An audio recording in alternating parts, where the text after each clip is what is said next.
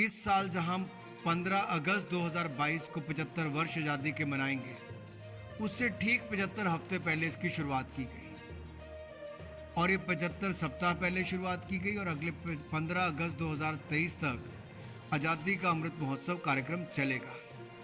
और इसी आज़ादी के अमृत महोत्सव के 18 अप्रैल तक जो कुल कार्यक्रम हुए हैं उसकी संख्या 25,000 है। इसमें मंत्रालय और विभागों के द्वारा 8,616 कार्यक्रम अब तक किए जा चुके हैं।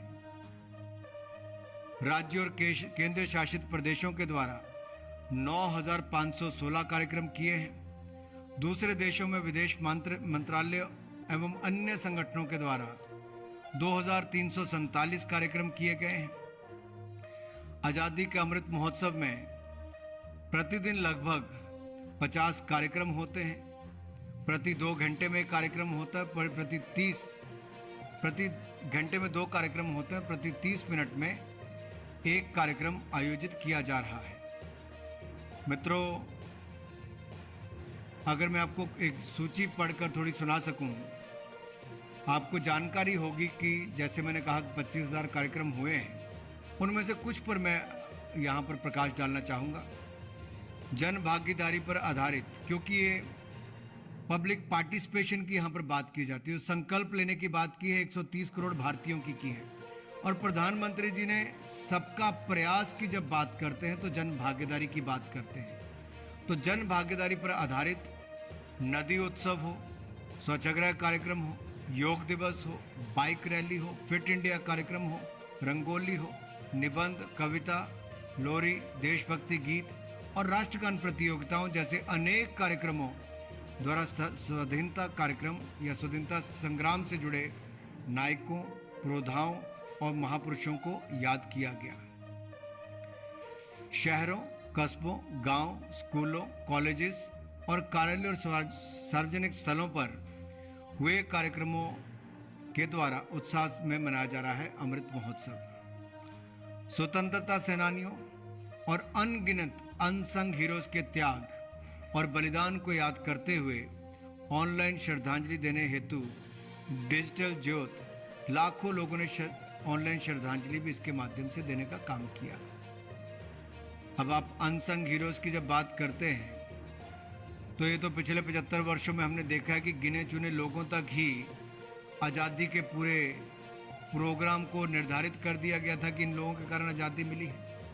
लेकिन देश में भारत की आज़ादी की इस संग्राम में रहा है, तो उनको भी कहीं ना कहीं हर पंचायत से, हर जिला से, हर ब्लॉक से निकालकर याद करने का काम किया जा रहा है। इनको भी, इनके ऊपर एक पूरी श्रृंखला, जैसे हमने दूरदर्शन से भी कुछ शुरुआत की है, ऑल इंडिया रेडियो भी इनके बारे में रोज कार्यक्रम करता है। बहुत सारी अखबारों ने भी मेरे अनुरोध पर इन पर लिखने की शुरुआत की और बहुत सारे लोगों का इस पे इतना सकारात्मक फीडबैक आया है कि अपने ही जिला के उन हीरोज के बारे में उनको पता नहीं था, लेकिन समाचार पत्रों ने और रेडियोज के माध्यम से जब इसकी जानकारी मिली तो एक बहुत बड़ा इसका प्रभाव उस क्षेत्र में भी देखने को मिला कि हमारे क्षेत्र से भी कितने लोगों ने स्वतंत्रता संग्राम में बहुत बड़ी भूमिका निभाई थी। देश की समृद्ध कला, संस्कृति और विरासत से अधिकाधिक लोगों को जोड़ने के लिए कई महत्वपूर्ण स्थानों पर भारत भाग्य विधाता, तंजावुर उत्सव, राष्ट्रीय सांस्कृतिक महोत्सव, काशी उत्सव जैसे कार्यक्रमों का आयोजन भी किया गया। जनजातीय समुदायों के सम्मान में भगवान बिरसा मुंडा जी की जयंती को जनजातीय गौरव दिवस के रूप में मनाने का निर्णय लिया गया और भगवान बिरसा मुंडा ने जो यहाँ अलग आज़ादी के प्रति जनजातीय क्षेत्र के लोगों में जगाया था, वो अपने आप में एक बहुत रोमांचक और बहुत ऐतिहासिक कहानी भी है। वो सबको उसके बारे में जानने का अधिकार भी है। और इसी तरह से हमारे जनजातीय क्षेत्र के हजारों युवाओं ने स्वतंत्रता संग्राम में अपनी बहुत बड़ी भूमिका निभाई, उसकी भी जानकारियां अलग अलग स्थानों पर जुटाई जा रही हैं। इंडिया गेट पर नेताजी की होलोग्राफिक प्रतिमा का अनावरण किया गया, ये आप सबने देखा प्रधानमंत्री मोदी जी के द्वारा। शहीद दिवस पर कोलकाता में विप्लवी भारत गैलरी का उद्घाटन किया गया। महिला क्रांतिकारियों को समर्पित पुस्तक का विमोचन, ड्रोन शो द्वारा देश के स्वतंत्रता सेनानियों को श्रद्धांजलि दी गई, तो नई टेक्नोलॉजी का भी यहाँ पर उपयोग किया गया और एक नए भारत का स्वरूप भी उसमें देखने को मिलता है। एक भारत श्रेष्ठ भारत, इस पर बहुत बल मोदी जी ने पिछले 7 वर्षों में वैसे भी दिया है और इस एक भारत श्रेष्ठ भारत की भावना को प्रगाढ़ करते वंदे मातरम कार्यक्रम का आयोजन, देश भर के कलाकारों को रिपब्लिक डे परेड में भाग लेने का मिला मौका।